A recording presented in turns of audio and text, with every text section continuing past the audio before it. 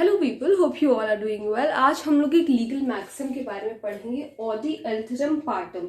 देखो, ये maxim based है नेचुरल जस्टिस पे। अब आप कहेंगे कि पहले नेचुरल जस्टिस का मतलब क्या होता है। तो नेचुरल जस्टिस का मतलब होता है निष्पक्ष न्याय, यानी कि जब जज जजमेंट देता है, जस्टिस करता है किसी के साथ, तो जस्टिस का मतलब क्या होता है? न्याय। ठीक है, तो न्याय हमेशा निष्पक्ष होना चाहिए, यानी कि कोई पार्शियलिटी नहीं होनी चाहिए। तो उसे हम लोग नेचुरल जस्टिस कहते हैं। यहाँ मैंने छोटी सी डेफिनेशन लिख रखी है नेचुरल जस्टिस की। सिर्फ इतना ही आपको समझना है कि judgement should be fair and reasonable. ठीक है, बिल्कुल साफ जजमेंट होना चाहिए। ठीक है, बिल्कुल पाक साफ जिसे कहते हैं, बिल्कुल साफ जजमेंट होना चाहिए और रीजनेबल जजमेंट होना चाहिए। किसी तरीके की कोई पार्शियलिटी नहीं होनी चाहिए। तो उसी को नेचुरल जस्टिस कहा जाता है। हिंदी में निष्पक्ष न्याय को हम लोग नेचुरल जस्टिस कहते हैं।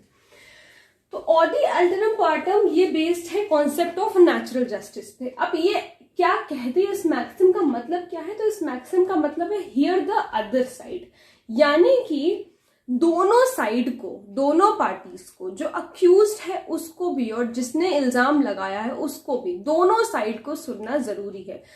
ठीक है, चलिए आगे पढ़ते हैं। सबसे पहले आपको मीनिंग समझ में आ गई कि इसका क्या मतलब है, हियर द अदर साइड। ठीक है, और no man should be unheard, यानी कि क्या मैंने अभी आपको बताया कि कोई भी व्यक्ति अनसुना नहीं किया जाना चाहिए कि एक पार्टी की, एक पक्ष की बात सुनी, दूसरे पक्ष की बात ही नहीं सुनी, ऐसा नहीं होगा। ठीक है, both the parties have an opportunity of being heard, दोनों पार्टीज के पास अपॉर्चुनिटी है कि उन्हें सुना जाए। ठीक है, this is a very strong rule which means no one will be judged without fair hearing. ये एक बहुत ही स्ट्रॉन्ग रूल है जो बताता है कि किसी भी व्यक्ति को, किसी भी पार्टी को ऐसे ही जज नहीं किया जाएगा बगैर फेयर हियरिंग के, बगैर उसे सुने हुए। इसी के एग्जाम्पल के साथ समझो। मान लो कि कोई लड़की है, ठीक है, एक गर्ल है, एक बॉय, उसने इस पे कुछ इल्जाम लगाए। ठीक है, गर्ल ने बॉय पर कुछ इल्जाम लगाए, लड़की ने कहा कि इसने मुझे छेड़ा है, ब्ला ब्ला ब्ला ब्ला, कई सारी चीजें। अब कोर्ट में क्या हुआ, मामला जब कोर्ट में गया तो कोर्ट ने एक तरफ की बात सुन ली, लड़की की बात सुन ली, वेटेज मिल गया कि भाई लड़की है, सिर्फ लड़की की बात सुन ली। एग्जाम्पल के तौर पे समझना, हालांकि ऐसा होता नहीं है, सुना दोनों पक्षों को जाता है, लेकिन इसे एग्जाम्पल के तौर पे समझो कि सिर्फ एक पक्ष की बात सुनी गई, एक पार्टी की बात सुनी गई, अक्यूज्ड की बात ही नहीं सुनी गई जिसपे आरोप लगाया गया। ठीक है, उसकी बात ही नहीं सुनी गई। तो बी के नेचुरल जस्टिस का जो फॉर्मूला है वो फॉलो हुआ। सबसे पहली बात तो सुना ही नहीं गया, तो ऑडी अल्टरम पार्टम हुआ ही नहीं। ठीक है, तो ये क्या हो गया, ये वॉइड अब नीचे हो गया कि पूरा मामला ही वॉइड हो गया फ्रॉम द बिगिनिंग। क्यों? क्योंकि बॉय की जो अक्यूज की बात आई, एक पार्टी की बात सुनी ही नहीं गई। तो जब ऐसे होता है ना, जब ये वाला मामला होता है कि एक पार्टी की बात सुनी गई, दूसरी पार्टी की बात सुनी ही नहीं गई, तो उसमें क्या होता है, वॉइड अब नीचे हो जाता है, पूरा मामला ही रद्द हो जाता है, वॉइड हो जाता है। ठीक है, तो यहाँ पर जैसा मैंने आपसे सवाल है कि क्या यहाँ पर नेचुरल जस्टिस का जो कॉन्सेप्ट है वो फॉलो होगा?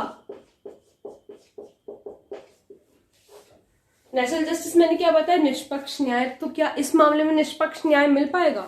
बिल्कुल भी नहीं। ये तो अन्याय हो गया लड़के के साथ, क्योंकि उसकी जो बात थी, वो जो कुछ भी कहना चाहता था, उसके साइड पे क्या सर्कमस्टांसेस थे, वो चीजें सुनी ही नहीं गई।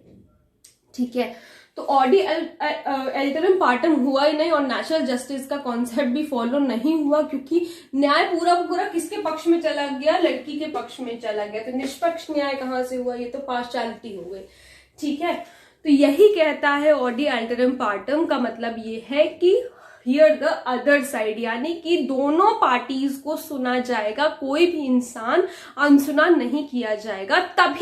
तभी नेचुरल जस्टिस हो पाएगा, तभी जो जज है वो न्याय, निष्पक्ष न्याय वो दे पाएंगे, जजमेंट पास कर पाएंगे। ठीक है, तो आपको अब समझ में आ गया कि ऑडी अल्टरम पार्टम का मतलब क्या होता है। बहुत ही सिंपल है, yet it is important because it is based on the principle of natural justice.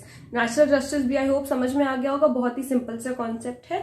अगर कोई प्रॉब्लम है तो please let me know in the comment section, और अगर आप लोग किसी टॉपिक पे वीडियो देखना चाहते हैं तो वो भी प्लीज मुझे जरूर बताइएगा। और अगर अभी तक आप लोगों ने मेरे चैनल को सब्सक्राइब नहीं किया है तो प्लीज चैनल को सब्सक्राइब करना भी मत भूलिएगा, ताकि आगे के वीडियोस का नोटिफिकेशन आपको मिलता रहे।